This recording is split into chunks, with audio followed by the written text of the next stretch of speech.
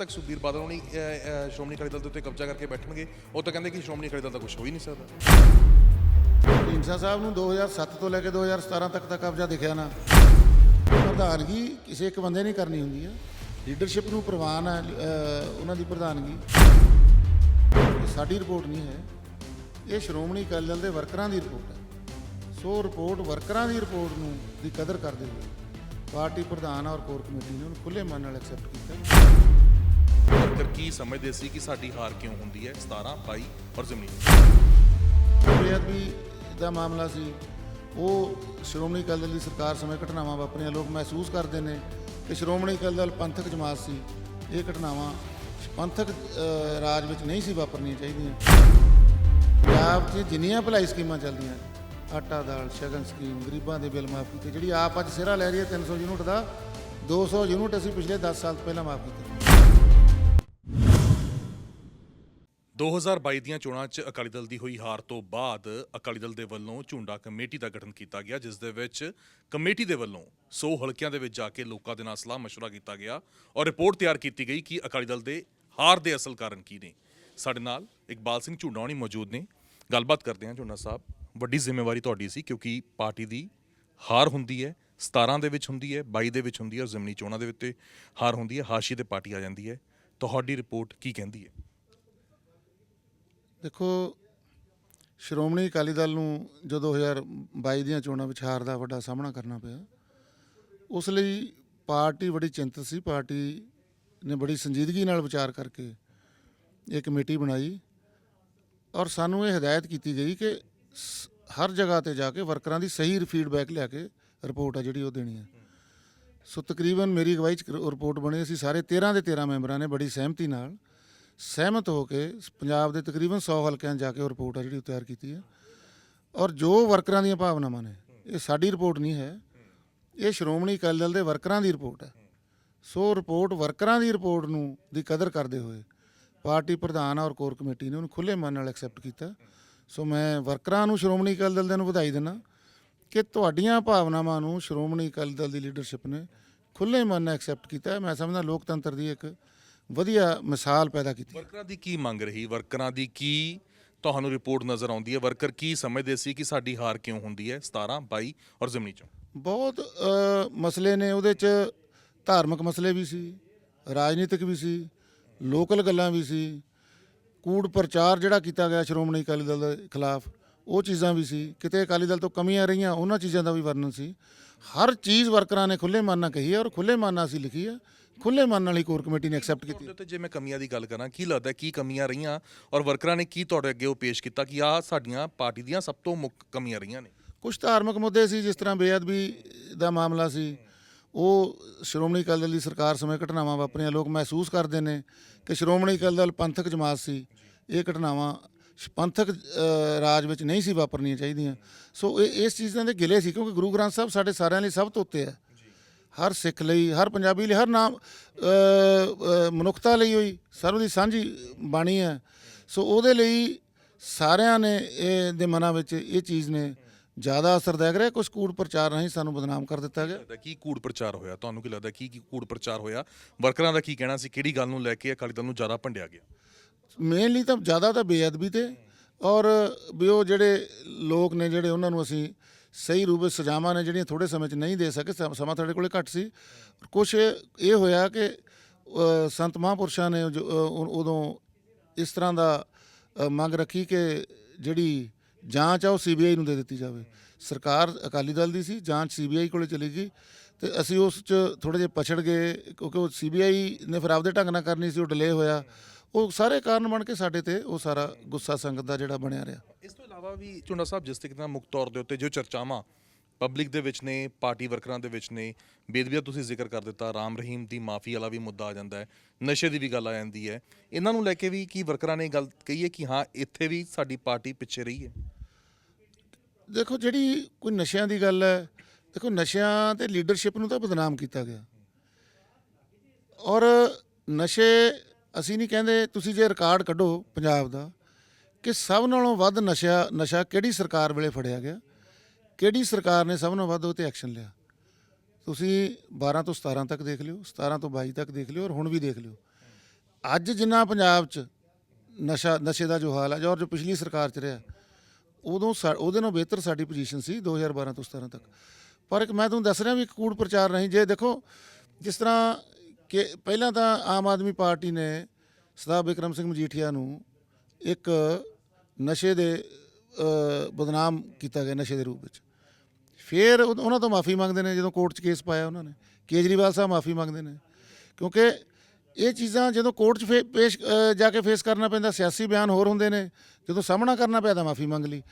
ਪ੍ਰਚਾਰ ਦੀ ਤੁਸੀਂ ਗੱਲ ਕਰ ਰਹੇ ਹੋ, ਇੱਕ ਇਹ ਵੀ ਪ੍ਰਚਾਰ ਬਹੁਤ ਹੋਇਆ ਕਿ ਅਕਾਲੀ ਦਲ ਨੇ ਇਹਨਾਂ 10 ਸਾਲਾਂ ਦੇ ਵਿੱਚ ਕੁਝ ਕੰਮ ਹੀ ਨਹੀਂ ਕੀਤੇ। ਕਹਿੰਦੇ ਸਿਰਫ ਲੁੱਟਿਆ ਹੀ ਹੈ ਪੰਜਾਬ ਨੂੰ, ਸਿਰਫ ਆਪਣੇ ਘਰ ਸਵਾਰੇ ਨੇ, ਸਿਰਫ ਆਪਣੇ ਘਰ ਭਰੇ ਨੇ। ਕੀ ਵਰਕਰਾਂ ਦੀ, ਕੀ ਜਿਨ੍ਹਾਂ ਲੋਕਾਂ ਦੀ ਤੁਸੀਂ ਫੀਡਬੈਕ ਲਿੱਤੀ ਉਹਨਾਂ ਦੀ ਇਹ ਗੱਲਾਂ ਸੀਗੀਆਂ ਕਿ ਇਹ ਸਾਡੀ ਪਾਰਟੀ ਬਾਰੇ ਇਦਾਂ ਵੀ ਲੋਕਾਂ ਦੇ ਮਨਾਂ 'ਚ ਪਰਸੈਪਸ਼ਨ ਬਣੀ ਹੈ ਕਿ ਅਕਾਲੀ ਦਲ ਸਿਰਫ 10 ਸਾਲ ਪੰਜਾਬ ਨੂੰ ਲੁੱਟਦਾ ਰਿਹਾ? ਨਹੀਂ, ਤੁਸੀਂ ਇੱਕ ਗੱਲ ਦੱਸੋ ਮੈਨੂੰ, ਮੈਂ ਤੁਹਾਨੂੰ ਸਵਾਲ ਕਰਦਾ ਕਿ ਤੁਸੀਂ ਪਿਛਲੇ 5 ਸਾਲਾਂ 'ਚ ਜਾਂ ਉਦੋਂ ਪਹਿਲਾਂ 10 ਸਾਲ ਦੀ ਸਰਕਾਰ ਤੋਂ 2002 ਤੋਂ 7 ਤੱਕ ਦਾ ਕੋਈ ਇੱਕ ਪ੍ਰੋਜੈਕਟ ਦੱਸੋ ਜਿਹੜਾ ਕੈਪਟਨ ਅਮਰਿੰਦਰ ਸਿੰਘ ਨੇ ਲਿਆਂਦਾ ਹੋਵੇ 10 ਸਾਲਾਂ 'ਚ। ਤੁਸੀਂ ਦੱਸ ਸਕਦੇ ਹੋ ਕੋਈ? ਮੈਨੂੰ ਦੱਸ ਦਿਓ ਤੁਸੀਂ। ਅਸੀਂ ਤੁਹਾਨੂੰ ਕਿੰਨੇ ਕੰਮ ਗਣਾਈਏ ਵੀ ਪੰਜਾਬ ਦੀ ਭਲਾਈ ਲਈ ਕੀਤੇ। ਪੰਜਾਬ 'ਚ ਜਿੰਨੀਆਂ ਭਲਾਈ ਸਕੀਮਾਂ ਚੱਲਦੀਆਂ ਅੱਜ, ਆਟਾ ਦਾਲ ਸ਼ਗਨ ਸਕੀਮ, ਗਰੀਬਾਂ ਦੇ ਬਿੱਲ ਮਾਫ ਕੀਤੇ, ਜਿਹੜੀ ਆਪ ਅੱਜ ਸਿਹਰਾ ਲੈ ਰਹੀ ਹੈ 300 ਯੂਨਿਟ ਦਾ, 200 ਯੂਨਿਟ ਅਸੀਂ ਪਿਛਲੇ 10 ਸਾਲ ਪਹਿਲਾਂ ਮਾਫ ਕੀਤਾ। ਕਰਪਸ਼ਨ, ਕਹਿੰਦੇ ਕਰਪਸ਼ਨ ਬਹੁਤ ਹੋਈ ਤੁਹਾਡੇ ਟਾਈਮ ਦੇ ਵਿੱਚ ਵੀ ਔਰ ਕਾਂਗਰਸ ਦੇ ਟਾਈਮ ਦੇ ਵਿੱਚ, ਔਰ ਆਮ ਆਦਮੀ ਪਾਰਟੀ ਹੁਣ ਇਸੇ ਦੇ ਉੱਤੇ ਤੁਹਾਨੂੰ ਘੇਰਦੀ ਹੋਈ ਨਜ਼ਰ ਆਉਂਦੀ ਹੈ। ਮੈਂ ਇਹ ਪੁੱਛ ਰਿਹਾ ਕਿ ਇਹ ਕੂੜ ਪ੍ਰਚਾਰ ਹੋਣ ਦਾ ਮੌਕਾ ਕਿਉਂ ਮਿਲਿਆ? ਕਿਉਂ ਇਹ ਕੂੜ ਪ੍ਰਚਾਰ ਹੋਣ ਦਾ ਆਮ ਆਦਮੀ ਪਾਰਟੀ ਨੂੰ ਮੌਕਾ ਮਿਲਿਆ? ਕੀ ਤੁਹਾਨੂੰ ਲੱਗਦਾ ਕਿ ਕਰਪਸ਼ਨ ਵਾਲੀ ਚੀਜ਼ਾਂ, ਇਹ ਦਾਗ ਜਿਹੜੇ ਨੇ ਇਹ ਅਕਾਲੀ ਦਲ ਦੇ ਸਮੇਂ ਦੇ ਵਿੱਚ ਜਿਹੜੇ ਲੱਗੇ, ਇਹ ਭਾਰੀ ਪਏ ਨੇ? ਨਹੀਂ ਦੇਖੋ, ਕੁਛ ਤਾਂ ਕਿਤੇ ਨਾ ਕਿਤੇ ਜਿਹੜਾ ਕੂੜ ਪ੍ਰਚਾਰ ਆ ਉਹ ਭਾਰੂ ਹੋ ਗਿਆ। ਅੱਜ ਵੀ ਤੁਸੀਂ ਮੈਨੂੰ ਇੱਕ ਗੱਲ ਦੱਸੋ, ਅੱਜ ਕਰਪਸ਼ਨ ਨਹੀਂ ਹੈ? ਅੱਜ ਉਹਨਾਂ ਨੇ ਆਪਦਾ ਮੰਤਰੀ ਦਾ ਡਰਾਮਾ ਰਚਿਆ, ਉਹਦੀ ਬਲੀ ਦਿੱਤੀ ਸੰਗਰੂਰ ਦੀ ਬਾਈ ਇਲੈਕਸ਼ਨ ਪਿੱਛੇ। ਜੇ ਉਹ ਕਰਪਟ ਸੀ, ਉਹ ਵਜ਼ਾਰਤ ਤੋਂ ਤਾਂ ਕੱਢਤਾ, ਉਹ ਪਾਰਟੀ 'ਚੋਂ ਕਿਉਂ ਨਹੀਂ ਕੱਢਿਆ? ਪਾਰਟੀ 'ਚੋਂ ਅੱਜ ਵੀ ਬਰਕਰਾਰ ਹੈ। ਇੱਕ ਇਹਨਾਂ ਦੇ MLA ਨੇ, ਉਹਨਾਂ ਤੇ CBI ਦੀ ਰੇਡ ਪਈ ਹੈ, 40 ਕਰੋੜ ਦਾ ਬੈਂਕ ਦਾ ਘਟਾਲਾ ਹੈ, ਉਹਨਾਂ ਦੇ ਕੋਈ ਐਕਸ਼ਨ ਨਹੀਂ। ਇੱਕ ਨੂੰ ਸਜ਼ਾ ਹੋਈ ਹੈ ਪਟਿਆਲੇ ਤੋਂ 3 ਸਾਲ ਦੀ, ਪਤਾ ਨਹੀਂ 5 ਸਾਲ ਦੀ। ਕਿੰਨਿਆਂ ਤੇ ਕ੍ਰਿਮੀਨਲ ਕੇਸ ਨੇ? 25-30 MLA ਨੇ ਜਿਨ੍ਹਾਂ ਤੇ ਵੱਡੇ ਕ੍ਰਿਮੀਨਲ ਕੇਸ ਨੇ। ਕਿ ਉਹ ਫਿਰ ਇਹ ਆਮ ਆਦਮੀ ਪਾਰਟੀ ਦਾ ਜੋ ਠੀਕ ਹੈ। ਦੋਨੋਂ ਪਾਰਟੀਆਂ, ਰਵਾਇਤੀ ਪਾਰਟੀਆਂ ਦਾ ਇੱਕ ਪ੍ਰਚਾਰ ਦੋਨੋਂ ਪਾਰਟੀਆਂ ਦੇ ਖਿਲਾਫ ਬਣ ਗਿਆ। ਲੋਕਾਂ ਦੇ ਮਨਾਂ 'ਚ ਇਹ ਪਰਸੈਪਸ਼ਨ ਕਿਉਂ ਬੈਠ ਗਈ ਨਾ? ਇਹ ਪਰਸੈਪਸ਼ਨ ਲੋਕਾਂ ਦੇ ਮਨਾਂ 'ਚ ਕਿਉਂ ਬੈਠੀ ਕਿ ਬਾਦਲ ਵੀ ਲੁੱਟ ਕੇ ਖਾ ਗਏ ਔਰ ਕੈਪਟਨ ਅਮਰਿੰਦਰ ਸਿੰਘ ਵੀ ਲੁੱਟ ਕੇ ਖਾ ਗਿਆ? ਔਰ ਇਹ ਪਰਸੈਪਸ਼ਨ ਕਿਉਂ ਬਣੀ ਔਰ ਆਮ ਆਦਮੀ ਪਾਰਟੀ ਨੇ ਇਹਦਾ ਫਾਇਦਾ ਕਿਉਂ ਚੁੱਕਿਆ? ਕੀ ਲੱਗਦਾ, ਕਿ ਤੁਹਾਨੂੰ ਕੀ ਲੱਗਦਾ ਕਿ ਪਰਸੈਪਸ਼ਨ ਕਿਉਂ ਬਣੀ? ਦੇਖੋ, ਲੋਕਾਂ ਦੀ ਭਾਵਨਾ ਹੈ। ਲੋਕ ਇੱਕ ਬਦਲਾਅ ਚਾਹੁੰਦੇ ਸੀ। ਦੋਨਾਂ ਪਾਰਟੀ ਦੇ ਲੋਕਾਂ ਨੇ ਬਦਲਾਅ ਦੇ ਰੂਪ ਵਿੱਚ ਵੋਟ ਪਾਈ ਹੈ। ਇਹ ਨਹੀਂ ਹੈ ਵੀ ਕੋਈ ਸ਼੍ਰੋਮਣੀ ਅਕਾਲੀ ਦਲ ਦੇ ਕੀਤੇ ਹੋਏ ਕੰਮਾਂ ਨੂੰ ਲੋਕਾਂ ਨੇ ਮੰਨਿਆ ਨਹੀਂ। ਲੋਕਾਂ ਨੇ ਮੰਨਿਆ। ਲੋਕਾਂ ਨੇ ਇਹ ਵੀ ਮੰਨਿਆ ਕਿ ਕੰਮ ਜਿੰਨੇ ਅਕਾਲੀਆਂ ਨੇ ਕੀਤੇ ਨੇ, ਤੋਂ ਬਿਹਤਰ ਕੰਮ ਨਹੀਂ ਹੋ ਸਕਦੇ। ਪੰਜਾਬ ਦੇ ਨਹਿਰੀ ਪਾਣੀ ਸਿਸਟਮ ਨੂੰ ਵਿਕਸਿਤ ਕਰਨਾ, ਜੋ ਵੀ ਪੰਜਾਬ ਦੀਆਂ ਗੱਲਾਂ, ਕੋਈ ਇੱਕ ਵੀ ਕੰਮ ਕਿਸੇ ਹੋਰ ਪਾਰਟੀ ਦੇ ਸਿਰ ਜਾਂਦਾ ਹੀ ਨਹੀਂ ਹੈ। ਪਰ ਲੋਕ ਇੱਕ ਵੱਡੇ ਰੂਪ ਵਿੱਚ ਇਸ ਉਮੀਦ ਨਾਲ ਕਿ ਇਹ ਪਤਾ ਨਹੀਂ ਕੀ ਇਨਕਲਾਬ ਆਊਗਾ, ਕੀ ਬਦਲਾਅ ਆਊਗਾ, ਕਿੱਡੀਆਂ ਕੁ ਵੱਡੀਆਂ, ਜਿਵੇਂ ਉਹਨਾਂ ਨੇ ਕਿਹਾ ਸੀ ਨੌਕਰੀਆਂ ਬਾਰੇ, ਜਿਵੇਂ ਉਹਨਾਂ ਨੇ ਕਿਹਾ ਕਿ ਹਰ ਸਾਡੀ ਮਾਂ ਭੈਣ ਨੂੰ 18 ਸਾਲ ਤੋਂ ਜਿਹਦੀ ਉੱਪਰ ਉਮਰ ਆ ਉਹਨੂੰ 1000 ਰੁਪਇਆ ਦਿਆ ਕਰਾਂਗੇ। 600 ਯੂਨਿਟ, ਹੁਣ 600 ਯੂਨਿਟ ਦੀਆਂ ਕਿਵੇਂ ਕਲਾਸੀਫਿਕੇਸ਼ਨਾਂ ਹੋ ਰਹੀਆਂ? 1000 ਰੁਪਏ ਦੀਆਂ ਕਿਵੇਂ ਕਲਾਸੀਫਿਕੇਸ਼ਨਾਂ ਕਰਨਗੇ? ਤੁਹਾਡੇ ਸਾਹਮਣੇ ਆਉਣਾ। ਉਹਦੇ 'ਚ 10% ਲੋਕ ਵੀ ਨਹੀਂ ਆਉਣੇ। ਸੋ ਠੱਗੀ ਲੱਗੀ ਪੰਜਾਬ ਨਾਲ। ਲੋਕਾਂ ਨੇ ਉਹਨਾਂ ਭਾਵਨਾਵਾਂ 'ਚ ਆ ਕੇ ਵੋਟਾਂ ਪਾਤੀਆਂ ਔਰ ਉਹ ਤੁਸੀਂ ਦੇਖੋਗੇ ਕਿ ਆਉਣ ਵਾਲੇ ਸਮੇਂ 'ਚ ਲੋਕ ਦੁਬਾਰਾ ਸ਼੍ਰੋਮਣੀ ਅਕਾਲੀ ਦਲ ਨੂੰ ਹੀ ਪਸੰਦ, ਕਿਉਂਕਿ ਸ਼੍ਰੋਮਣੀ ਅਕਾਲੀ ਦਲ ਨੇ ਕੋਈ ਐਸੀ ਗੱਲ ਕੀਤੀ ਨਹੀਂ ਜਿਹੜੀ ਲੋਕਾਂ ਨੂੰ ਕਿਹਾ ਹੋਰ ਹੋਵੇ ਤੇ ਕੀਤਾ ਹੋਰ ਹੋਵੇ। ਤੁਸੀਂ ਕਹਿ ਰਹੇ ਹੋ ਕਿ ਸ਼੍ਰੋਮਣੀ ਅਕਾਲੀ ਦਲ ਨੇ ਐਸੀ ਕੋਈ ਗੱਲ ਨਹੀਂ ਕੀਤੀ, ਪਰ ਲੋਕਾਂ ਦੇ ਮਨਾਂ 'ਚ ਬਹੁਤ ਵੱਡੀਆਂ ਧਾਰਨਾਵਾਂ ਬਣੀਆਂ ਹੋਈਆਂ ਨੇ। ਔਰ ਇਸ ਤੋਂ ਇਲਾਵਾ ਜਿਹੜੀ ਇੱਕ ਧਾਰਨਾ ਹੋਰ ਬਣੀ ਹੋਈ ਹੈ, ਕਹਿੰਦੇ ਕਿ ਸ਼੍ਰੋਮਣੀ ਅਕਾਲੀ ਦਲ ਹੁਣ ਸ਼੍ਰੋਮਣੀ ਅਕਾਲੀ ਦਲ ਨਹੀਂ ਰਹਿ ਗਿਆ, ਇਹ ਬਾਦਲ ਪਰਿਵਾਰ ਦਾ ਕਬਜ਼ਾ ਹੋ ਗਿਆ ਇਸ ਦੇ ਉੱਤੇ। ਇਸ ਪਰਸੈਪਸ਼ਨ ਨੂੰ ਲੈ ਕੇ ਕੀ ਕਮੇਟੀ ਦੇ ਵਿੱਚ ਕੋਈ ਜ਼ਿਕਰ ਹੈ ਕਿ ਲੋਕ ਇਹ ਵੀ ਮੰਨਦੇ ਨੇ ਕਿ ਬਾਦਲ ਪਰਿਵਾਰ ਹੀ ਹੁਣ ਸ਼੍ਰੋਮਣੀ ਅਕਾਲੀ ਦਲ ਦੇ ਉੱਤੇ ਕਾਬਜ਼ ਹੋ ਗਿਆ? ਨਹੀਂ, ਤੁਸੀਂ ਚਲੋ ਅੱਜ ਪਾਰਟੀ ਪ੍ਰਧਾਨ ਨੇ ਸਰਦਾਰ ਸੁਖਬੀਰ ਸਿੰਘ ਬਾਦਲ, ਕੀ ਸਰਦਾਰ ਪ੍ਰਕਾਸ਼ ਸਿੰਘ ਬਾਦਲ ਦਾ ਪੰਜਾਬ ਲਈ ਕੋਈ ਯੋਗਦਾਨ ਨਹੀਂ ਹੈ? ਕੀ ਉਹਨਾਂ ਦਾ ਕੀ ਸਾਰੇ ਪੰਜਾਬ 'ਚ ਪਿਛਲੇ 40-50 ਸਾਲਾਂ 'ਚੋਂ ਕੋਈ ਐਸਾ ਲੀਡਰ ਹੈ ਜਿਹਨੇ ਪੰਜਾਬ ਲਈ 15 ਸਾਲ 14 ਸਾਲ ਜੇਲ੍ਹ ਕੱਟੀ ਹੋਵੇ? ਕੋਈ ਇੱਕ ਵੀ ਲੀਡਰ ਤੁਸੀਂ ਮੈਨੂੰ ਦੱਸ ਸਕਦੇ ਹੋ? ਕੀ ਸਰਦਾਰ ਪ੍ਰਕਾਸ਼ ਸਿੰਘ ਬਾਦਲ ਨੇ ਦੇਸ਼ ਦੀ ਐਮਰਜੈਂਸੀ ਦੇ ਖਿਲਾਫ ਲੜਾਈ ਨਹੀਂ ਲੜੀ?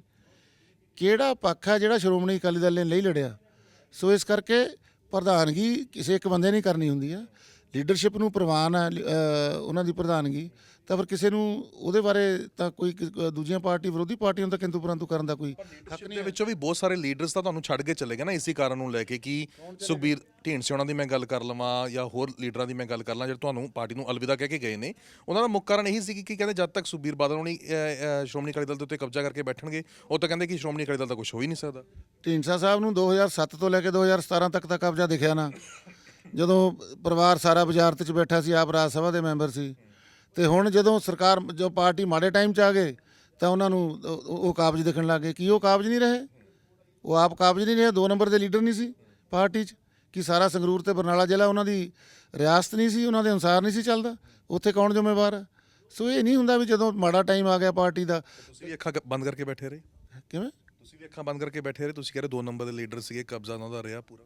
ਹਾਂ, ਉਹਨਾਂ ਦਾ ਕਬਜ਼ਾ ਰਿਹਾ ਸੰਗਰੂਰ ਜ਼ਿਲ੍ਹੇ 'ਚ, ਇਹ 'ਚ ਕੀ ਰੌਲੇ ਵਾਲੀ ਗੱਲ ਹੈ? ਉਹਨਾਂ ਤੋਂ ਬਿਨਾਂ ਗੱਲ ਸੁਣੀ ਨਹੀਂ ਸੀ ਜਾਂਦੀ ਕਿਸੇ ਦੀ, ਇਹ 'ਚ ਕੋਈ ਦੋ ਰਾਏ ਹੀ ਨਹੀਂ।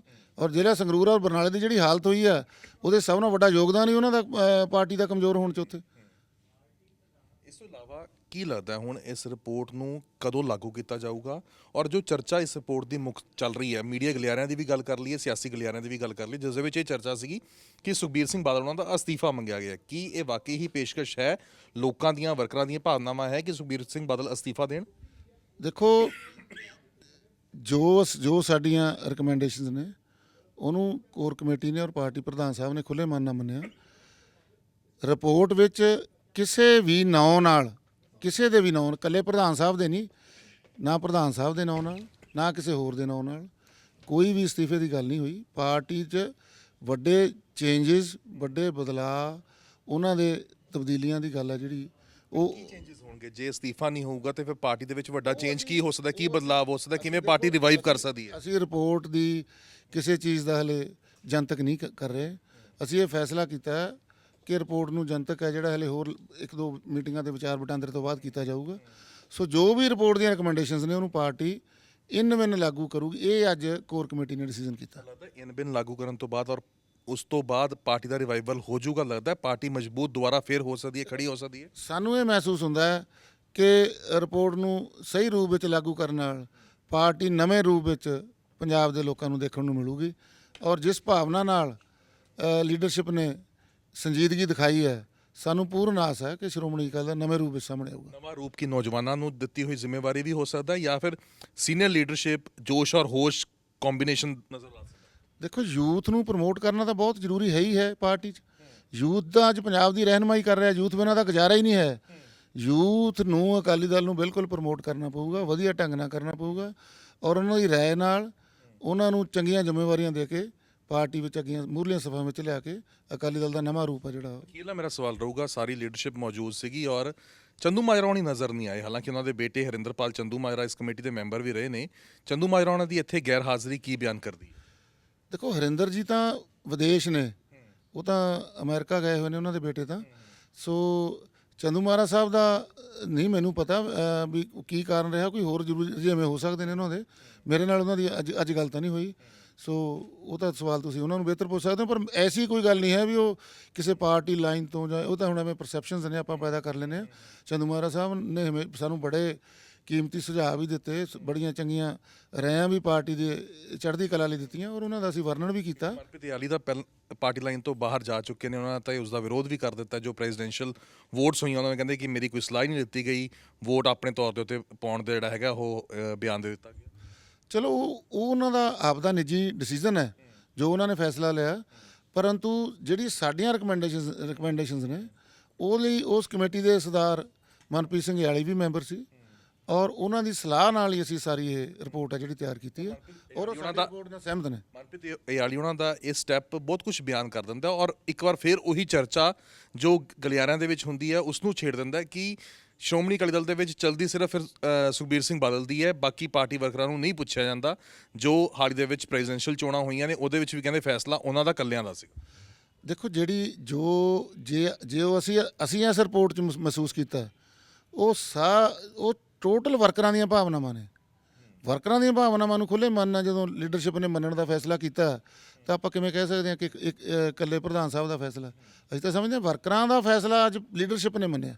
ਇਹ ਬਹੁਤ ਵਧੀਆ ਗੱਲ ਹੈ। ਠੀਕ ਹੈ ਚੁਨਾ ਸਾਹਿਬ, ਬਹੁਤ ਥੈਂਕ ਯੂ ਜੀ। ਤਾਂ ਇਕਬਾਲ ਸਿੰਘ ਝੁੰਡਾ ਕਹਿ ਰਹੇ ਨੇ ਕਿ ਵਰਕਰਾਂ ਦਾ ਫੈਸਲਾ ਜੋ ਹੈ ਉਹ ਅਸੀਂ ਖਾਸ ਤੌਰ ਦੇ ਉੱਤੇ ਮੰਨਿਆ ਹੈ ਔਰ ਆਉਣ ਵਾਲੇ ਦਿਨਾਂ ਦੇ ਵਿੱਚ ਇਸ ਰਿਪੋਰਟ ਨੂੰ ਜਨਤਕ ਵੀ ਕੀਤਾ ਜਾਊਗਾ ਔਰ ਇਸ ਦੇ ਉੱਤੇ ਇਨ ਬਿਨ ਫੈਸਲਾ ਵੀ ਲਿੱਤਾ ਜਾਊਗਾ। ਕੈਮਰਾ ਪਰਸਨ ਦਵਿੰਦਰ ਦੇ ਨਾਲ ਗਗਨਦੀਪ ਸਿੰਘ, ਪ੍ਰੋ ਪੰਜਾਬ ਟੀਵੀ, ਚੰਡੀਗੜ੍ਹ।